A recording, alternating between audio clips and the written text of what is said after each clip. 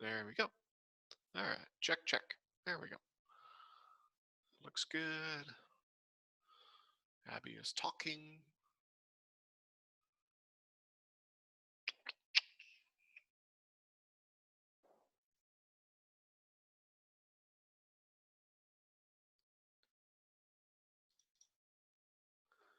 There you go.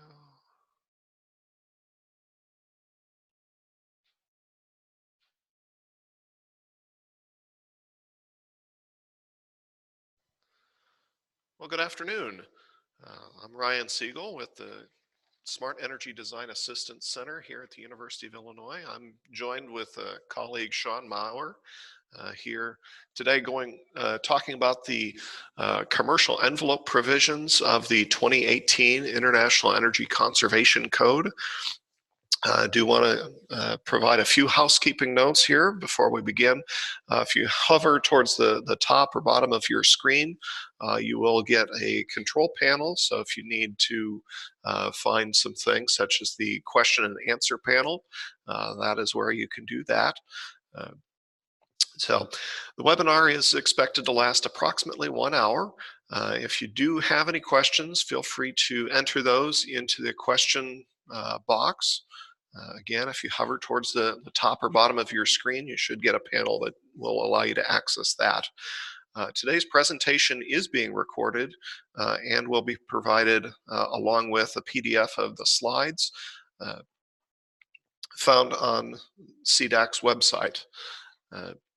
We do have continuing education credits available from the International Code Council, as well as for AEE and AIA credits. So if you are needing AIA credits in the follow-up email, they will be asking for your AIA member number to file for those for you. So, quick overview of our learning objectives. Obviously, today we're going to be looking at the commercial envelope provisions and noting some of the compliance issues that we find here in commercial construction. And finally, looking at compliance with the Illinois Energy Conservation Code with respect to the envelope in commercial buildings. So, brief background about who we are. We're an applied research program here at the University of Illinois in Urbana-Champaign, and our mission is to reduce the energy footprint of Illinois. And this energy code training is one way that we do that through helping facilities become more energy efficient through energy assessments, education such as today's webinar and workshops. We do continue to do research to help push the field forward and advocating on people's behalfs for greening of our economy and the state of Illinois. So today's training is being sponsored in part by the Illinois State Energy Office through the Illinois Environmental Protection Agency. And there are several ways that you can reach out to get assistance from us. This is available to anyone with a project here in the state of Illinois, be that building owners, homeowners, design professionals, contractors, and the like. So we do have an 800 number. We prefer, if you do have questions, that you send them via email, energycode@sedac.org. Providing those via email allows for better research and response for you. We do have several online resources available at our website, sedac.org/energy-code. Some of these are archives of our past workshops and webinars, as well as a series of online training modules. These are on demand. They take approximately an hour to an hour and a half to complete. And that allows for people who may not be able to travel for training to be able to pick up training at their convenience. Those are also available where you can start and pause in the middle if you need to, and resume those later. So, Illinois continues to move towards the front for energy codes across the country. The effective date for the 2018 International Energy Conservation Code as the basis for the Illinois Energy Conservation Code began July 1 of 2019. So permits pulled after July 1 of 2019 in the state of Illinois need to comply with the 2018 version of the IECC. City of Chicago is 1 month earlier. They began implementation June 1st of 2019. One of the changes that we do want to call out, particularly in the commercial sector, is anyone dealing with state of Illinois projects. They now have the same options for compliance as the other buildings throughout the state of Illinois. They now can follow either the 2018 IECC or the 2016 ASHRAE 90.1. Previously, they were required to follow ASHRAE 90.1. So this provides a little more flexibility in the code going forward for state-owned buildings. So we do also like to call out best practices as we find them. One of these is the compliance statement coming out of the City of Chicago Building Department. One of those that that we do like to note here is the compliance method on this application is clearly spelled out, which can be very helpful for code reviewers and project plan reviewers to know exactly what they're looking for. So if a designer checks that they're going to be providing under the IECC prescriptive path and reduced lighting power density, then I know that I'm going to be focusing on that to make sure that is in compliance, and I'm not going to be looking necessarily for a COM check if they're following the IECC prescriptive path.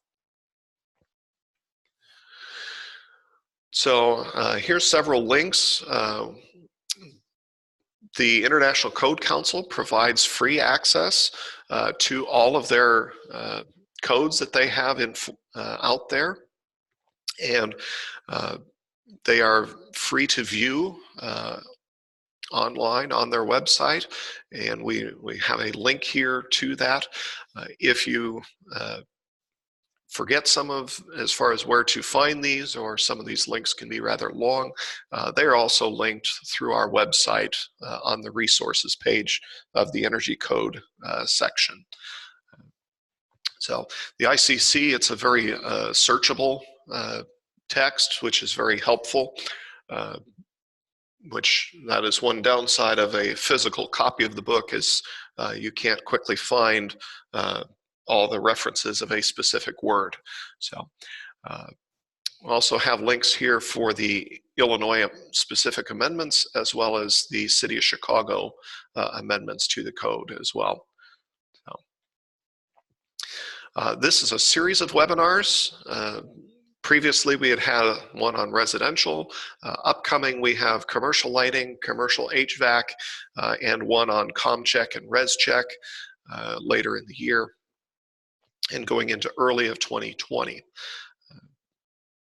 These also will be archived again at our website as we go through, but these are lunchtime webinars similar to today's, at approximately an hour during the noon hour.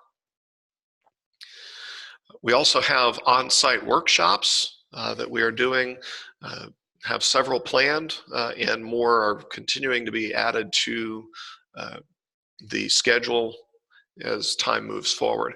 The next one is down in Southern Illinois, down in Belleville by St. Louis, and then we return to Northern Illinois for Aurora, along with a few in Central Illinois.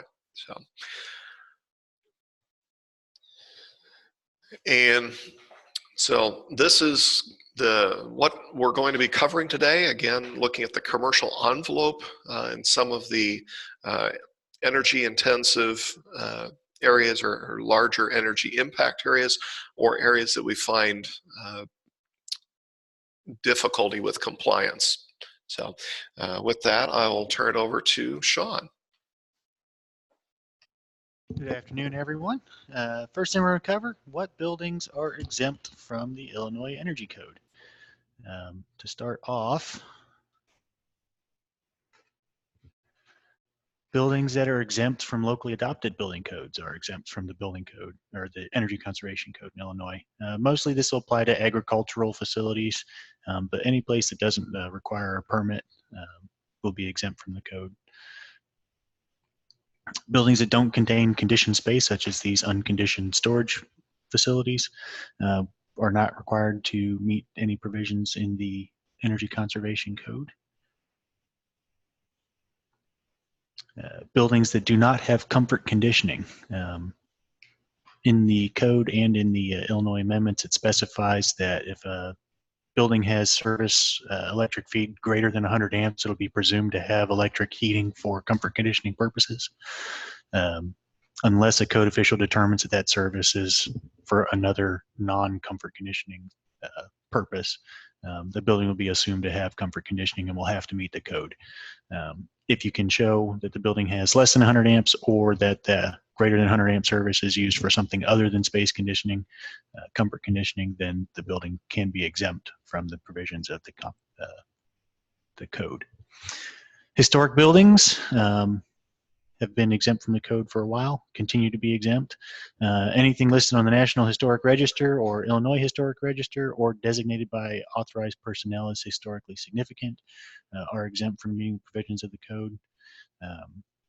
In the IECC itself, section C402.4 historic buildings covers the sections of the building that are historic, such as in this one, this Tiffany's Dome and the rotunda of this building are exempt from the code, even if other portions of the building are updated or renovated.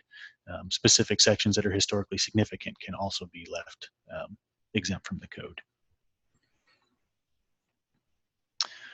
Roof assembly insulation requirements. We see a lot of questions about insulation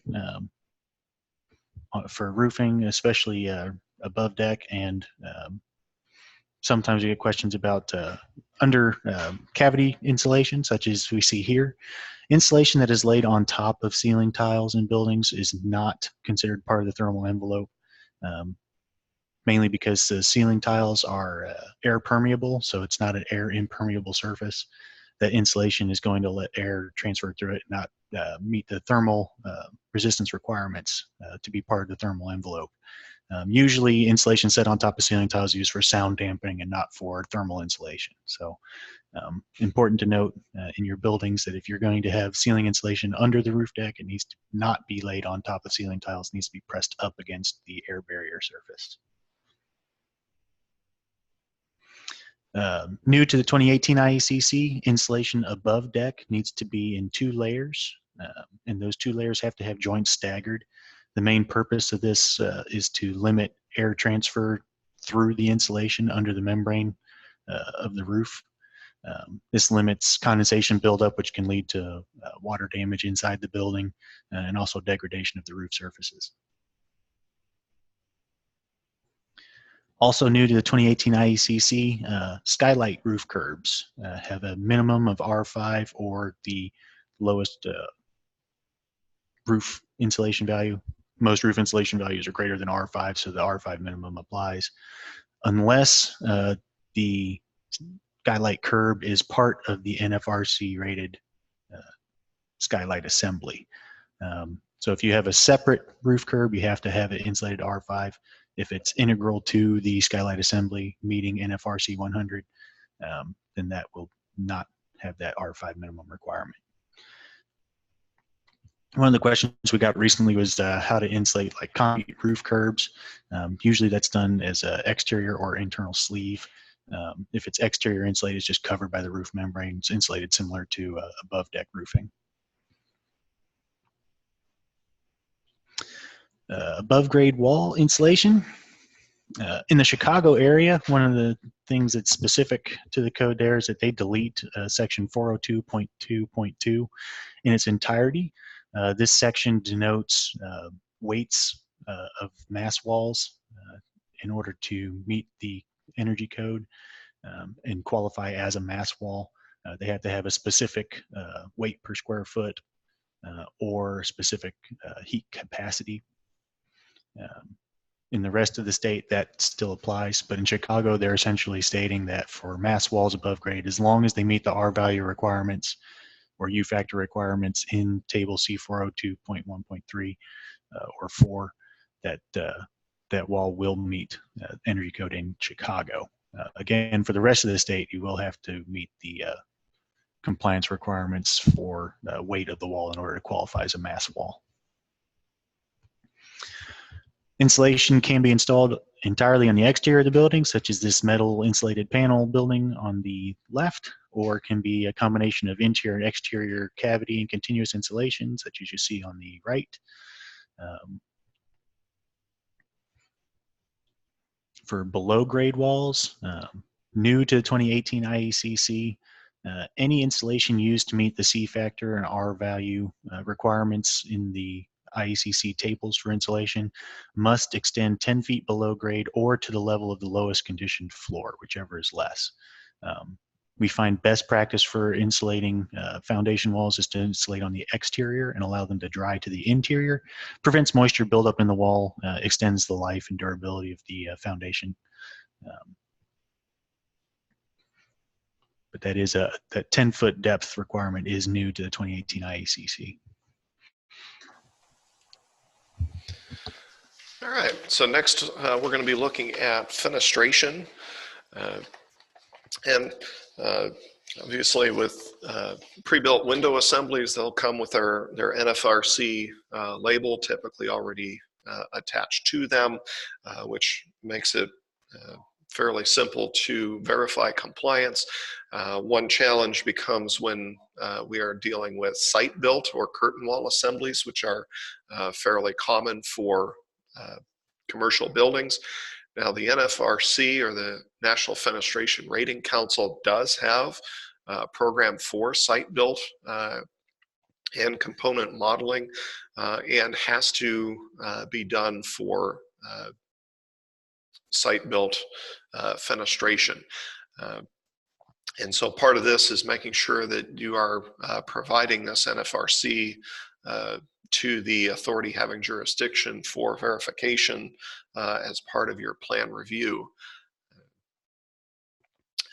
A lot of fenestration that is factory built does not have substantial difficulty in complying with the state of Illinois requirements for U factor or solar heat gain coefficient, but site built can be challenging, and of also great importance is that the site built windows are actually installed properly, as improper installation of most any material will impair its performance. So here we're talking about looking at the projection factor and trying to aid in determining what the U factor is required for certain areas.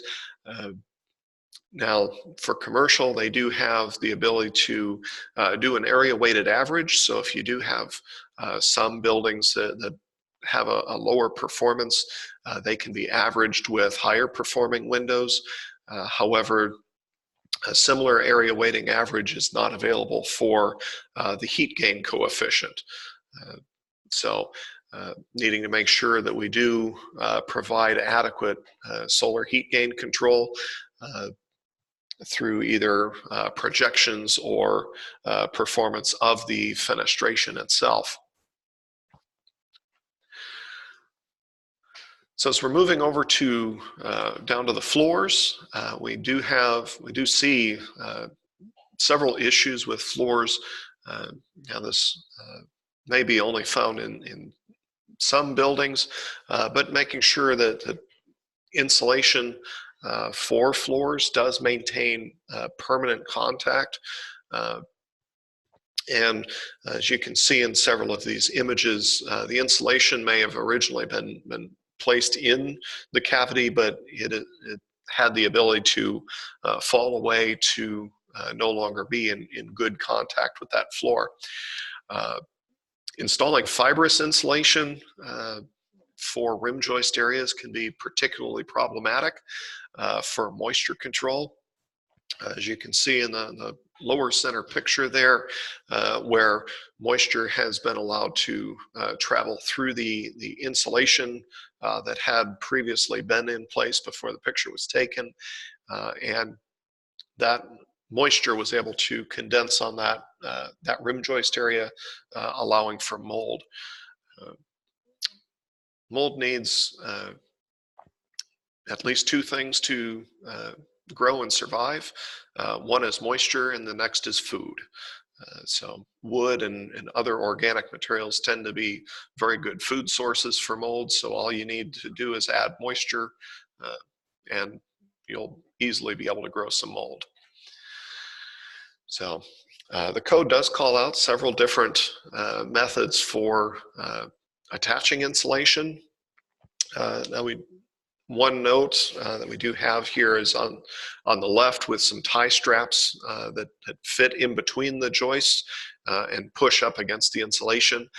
These will frequently partially compress and therefore impair the insulation's ability to do its purpose. Other two types is either a mesh screen or a wire support tie that is, or a support system that is going along the bottom of the joists, and the insulation is up in between the joist bays. Also does call out that you do need to have full insulation depth for these two methods, particularly on the right there, where if you did not have a full depth of insulation, say those are 2x10s, so they're 9.5 inches tall. Well, if you put only a 7.5-inch bat in there, you would end up with a 2-inch gap sitting in the top of that bay, which is, again, we need to make sure that we're keeping our thermal barrier in intimate contact with our air barrier. So here's looking at some of those methods of attachment. On the left, you can see the tie wires going all the way across the joists. In the lower, you can see the netting across that bay. On the right, that's showing a foam product that's been placed to insulate the joists. And so here you see there's not, the floor is not even exposed. You have continuous insulation in this example on the right. So, for below slabs, continuous insulation is generally a very good way to go. If you need to insulate below the slab, if you do have heated slabs on grade, where the heating is actually in the slab itself, be that electric or hydronic heating built into the slab, then you need to do continuous insulation below that slab. So one benefit that continuous insulation can provide on slabs, even if they're not heated, is providing that thermal break, which can make the slab much more comfortable to walk on. Probably a little less of an issue on commercial facilities.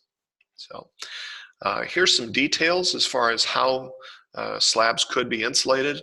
In the first, you can see we're doing perimeter insulation. The code does call out that it has to be at least extend at least 24 inches below grade for unheated slabs. The second option is kind of doing a floating slab. And again, you can trace your line right along your insulation or thermal barrier without lifting your pencil. The line coming insulation coming down the wall and transferring directly into the foam insulation that is then traveling under that slab. And the third option is to insulate down the outside along with a little bit on the inside. So if you do have it where you're not able to insulate fully on the outside, some of that can be wrapped around the foundation. So with air leakage, air is an extremely important part of insulation performance and building performance. And so here noting that one compliance path or one compliance method for air leakage is to actually test the building pressure envelope. This is fairly common for residential construction and is actually required for residential construction. But in commercial, there are two compliance paths for air determining air barrier and air leakage performance. This is one where you're actually pressure testing it and identifying where all the may be able to identify several of the leaks and verifying performance when tested at pressure. So this is fairly uncommon to see. Smaller buildings can be done using a set of blower doors.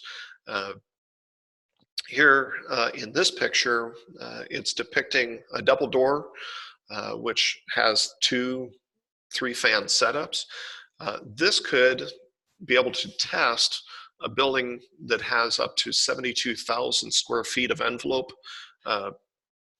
surface area and be able to meet that performance test. As you get into substantially larger buildings, you may have to set up more of these. But this has become, I think, this equipment has become a little bit more available, particularly as blower doors have been required for residential. So these larger setups have become a little bit more available than they were at one time. So obviously, before we do a blower door, we're going to seal all the intentional openings because we're actually trying to test the envelope, not the roof vents and things like that, where we know where we have purposeful leaks. One of the challenges that we have seen for commercial testing is trying to be able to maintain the integrity of the envelope during the test. So that you don't want to have people going in and out of the building while the test is going on and disturbing your envelope. One fairly large campus building we looked at here on campus, which is home of landscape architecture, it has a total surface area of 90,000 square feet of envelope. So for even a building such as that, which is a fairly large building, it would only take 3 of these 3-fan setups to cover the entire building. So this is not as difficult as it may have been several years ago. So the other compliance path that we have is looking at using air barrier construction and materials. So the code does call out several materials that are acceptable as air barriers. We've seen, this is another area that's seen dramatic changes in technology that's available between fluid applied, self-adhered membranes, sealed and taped boards, as well as building wraps. Building wraps used to be much more common, but we've seen a growth here in the self-adhered membranes and fluid applied.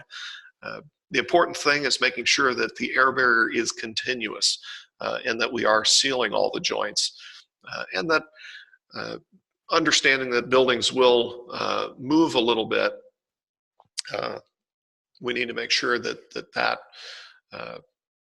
joint is sealed in such a way that even with a little bit of shifting, it won't be broken or dislodged. And recessed lighting and other penetrations, again, we need to make sure that we're sealing all of those. With this, we're interested in hearing a little bit more as far as what you are seeing for air barrier methods. So here I'm going to launch a poll here and give people a minute to select what they see as the most common air barrier method you are seeing now, between fluid applied, self-adhered membranes, tape and sealed boards, and a building wrap.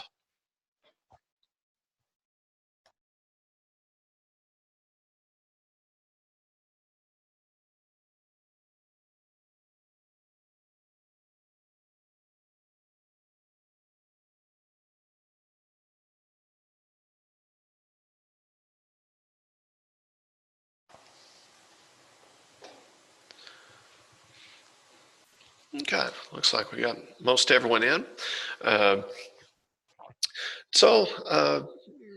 Definitely seeing, it's good to know that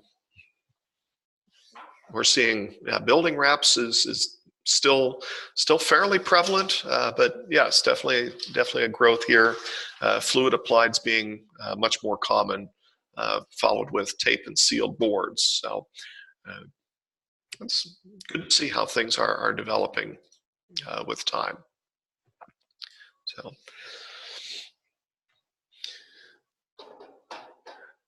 Here, this is a look at one building that we had come across. We're having a lot of problems as far as trying to condition this space. And what they had found was because it was a difficult building joint, this joint had not been sealed as it was originally intended to. And so was accidentally left open during construction. So later on during the building occupancy, they had identified that the building HVAC was not able to keep up, and upon further investigation realized they had a hole in their building. So several areas to look as far as where these difficult building joints to seal would be. Obviously, when you get into overhangs, that can be an area. If you have some unusual angles that are not nice 90-degree right angles, or in this case, there were two adjacent building structure members or I-beams, that this was the piece that was between those that was left open, or commonly penetrations where you've sealed the envelope and then another penetration is made after the fact.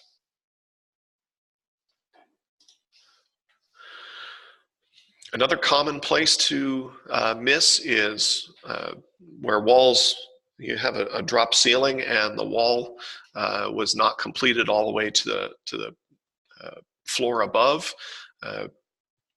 And there's a good picture of it on the right, and on the left is what it might look like on the building prints. The wall is going up, but the interior wall was not finished all the way up to the floor above, which allows airflow to pass through. In some cases, that can be particularly problematic if you are having an above ceiling return plenum, because that'll have a low pressure area that will want to pull air and with it humidity into the building. So obviously staining of drywall tiles is a very good indication of condensation, and checking for where this humidity is coming from.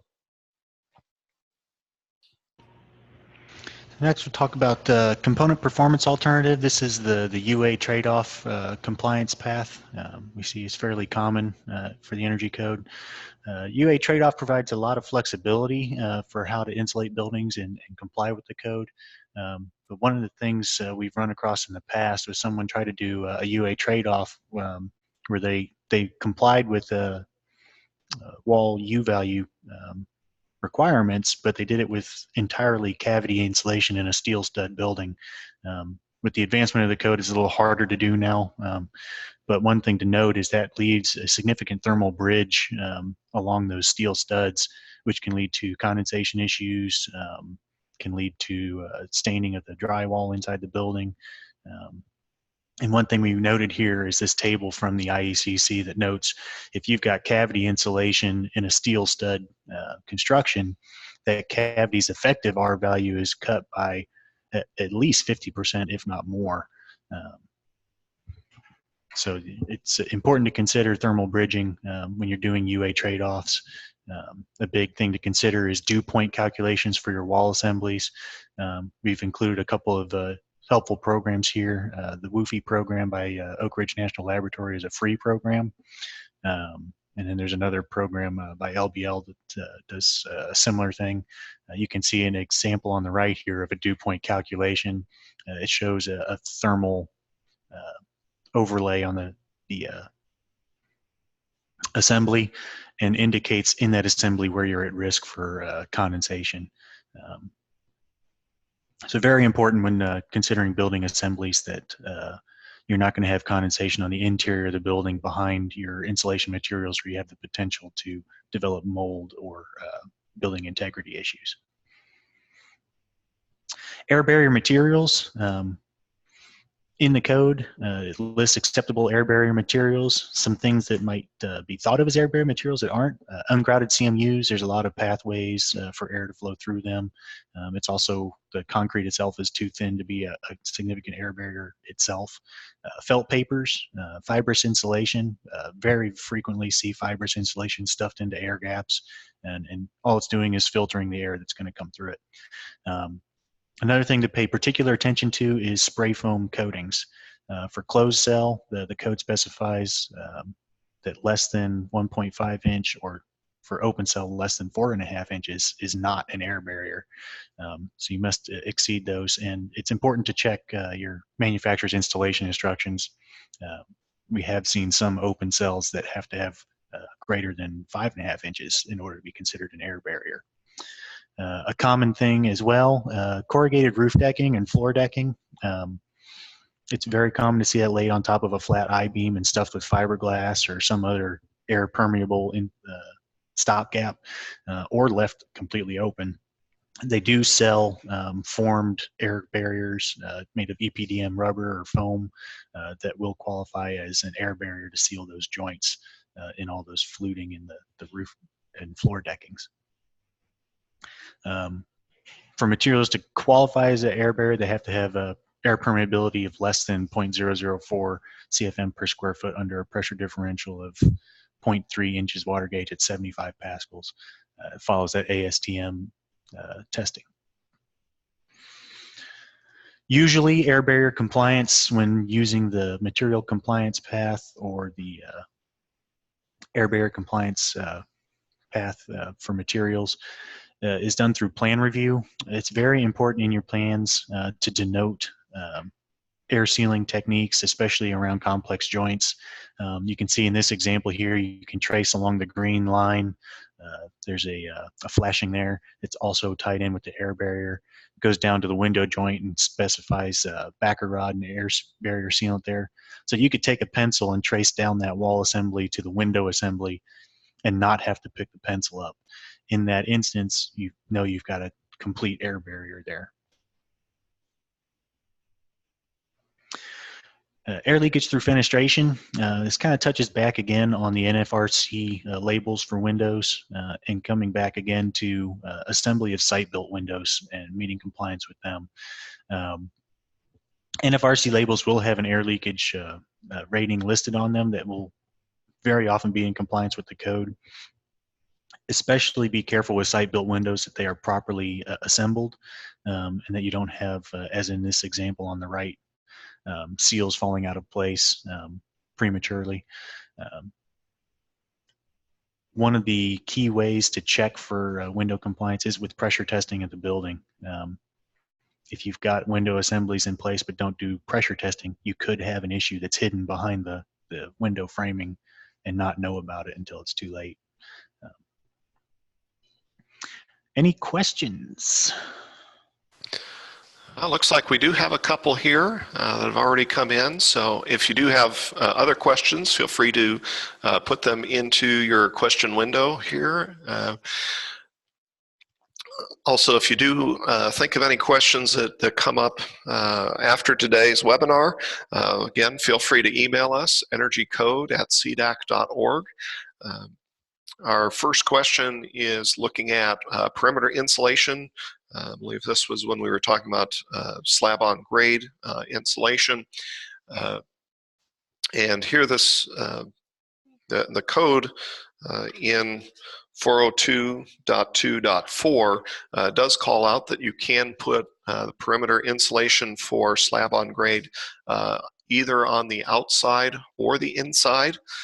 So that is helpful to know.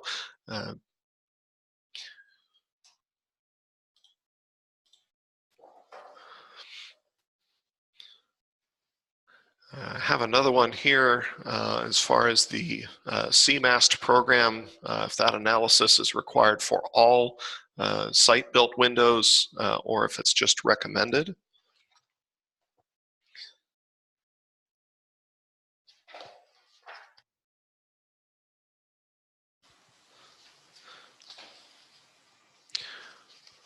Now the code rarely does it call out any specific programs. However, it will typically call out what the programs must be able to do. So as Shawn noted, one of the things that these programs would have to do as far as site-built windows is they would have to be able to produce a modeled U value, solar heat gain coefficient, and an air leakage for any site-built windows. And that is mandatory. It appears here in the code. Let me verify that.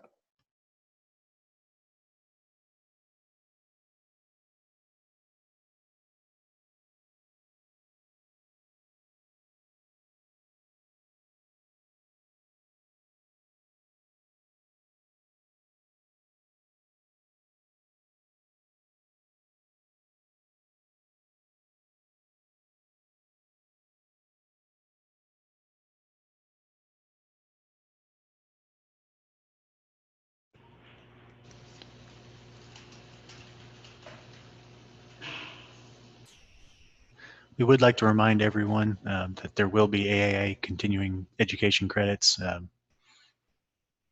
We mentioned that as along with our ICC continuing education credits slide, but AIA credits are also available, and they will be a reminder in your webinar completion certificate to send us your member number so we can get you that certification.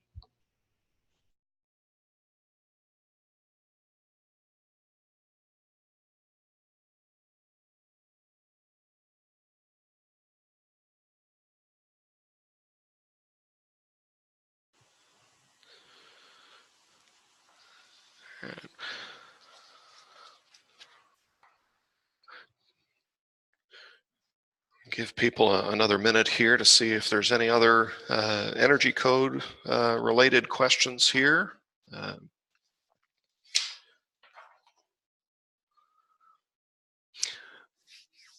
Yes, today's session is being recorded and will be available for download along with a PDF of the slides of today's presentation will also be made available on our site, sedac.org, SEDAC.org. Well, with that, I do want to thank everyone for their participation and attendance today. Again, the next webinar coming up will be on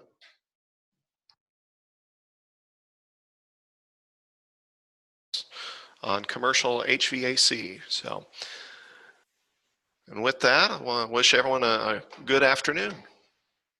Thanks again.